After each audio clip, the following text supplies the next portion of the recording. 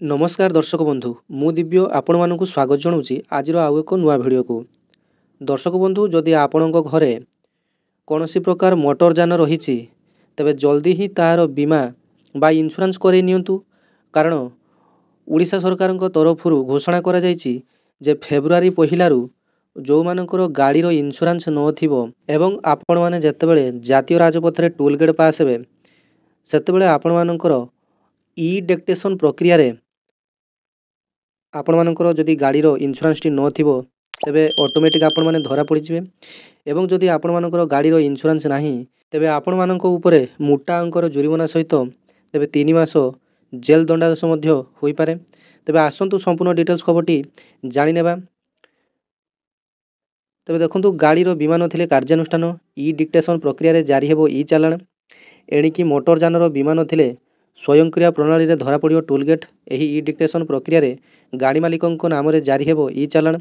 आसंता February पहिलारू राज्यर विभिन्न जातीय राजपथ रे थिबा समस्त 22 टी टोलगेट रे यह कार्यकारी हेबो।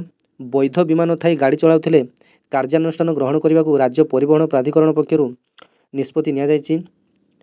तेबे ई डिक्टेशन प्रक्रिया रे जारी हेबो ई चालान। मोटर जान आईन रो धारा अनुसार 146 धारा अनुसार प्रत्येक मोटर जान वैध बीमाभुक्त हेबा आवश्यक। एहार उल्लंघन करे 196 अनुसार 2000 टंका जुरिमाना किंबा 3 मास पर्यंत जेल किंबा उभय दंडर व्यवस्था रही। देखंतु आपण मानक पाखरे जदि मोटर जान रही तेबे आपण माने इंश्योरेंस करे नियंतु। जेतेबेले आपण मानकर कोनोसी प्रकार दुर्घटना हेउची तेबे इंश्योरेंस करथले आपण माने ताकू क्लेम करि परिबे। तेबे एटा आपण मानक पई मध्ये भलो। तेबे सरकार भी सही कथा कहउचंती। देखंतु आपण माने जदि इंश्योरेंस न थाई जदि गाड़ी चलाउ थांती जेतेबेले आपण माने धरा पड़िबे 2000 रु अधिक टंका प्राथमिक भाव में फाइन करा जिवो। तापरे आपण मानकू 3 मास पर्यंत मध्य जेल दंडादेश होई पारे। तेबे एभली बारंबार नियम उल्लंघन कले जरिमाना राशि 4000 टंका किंबा 3 मास रु अधिक मध्य जेल दंडादेश होई पारे। अनेक घरुई और व्यावसायिक गाड़ी नियम उल्लंघन करी बीमा करूनाहांती।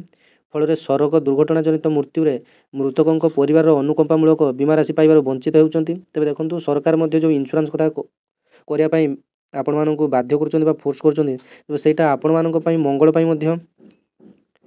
यहाकू दृष्टि रखी नियम उल्लंघनकारी मानक विरुद्ध रे कार्यानुष्ठान पई परिवहन आयुक्त निर्देश दैचंती। तेबे पूर्वरु ई डिक्टेशन परमिट फिटनेस टिकस नियम उल्लंघनकारी को टोलगेट रे चिन्हट करा जाउथला। एबे बीमा नियम उल्लंघनकारी को मध्य एही प्रक्रिया रे चिन्हट करा जिवो।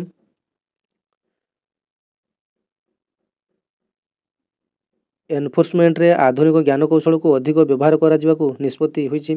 तेणु गाड़ी रो बीमा नथिले तुरंत बीमा कराई नेबाकू राज्य परिवहन प्राधिकरण पक्षरु परामर्श निया जायछि। राज्य रे एबे मोट 90 लाख गाड़ी पंजीकरण होई सड़क रे चालुछि किंतु केते परिमाण रे गाड़ी रे बीमा नाही से संपर्कित तथ्य परिवहन विभाग पाखरे नाही।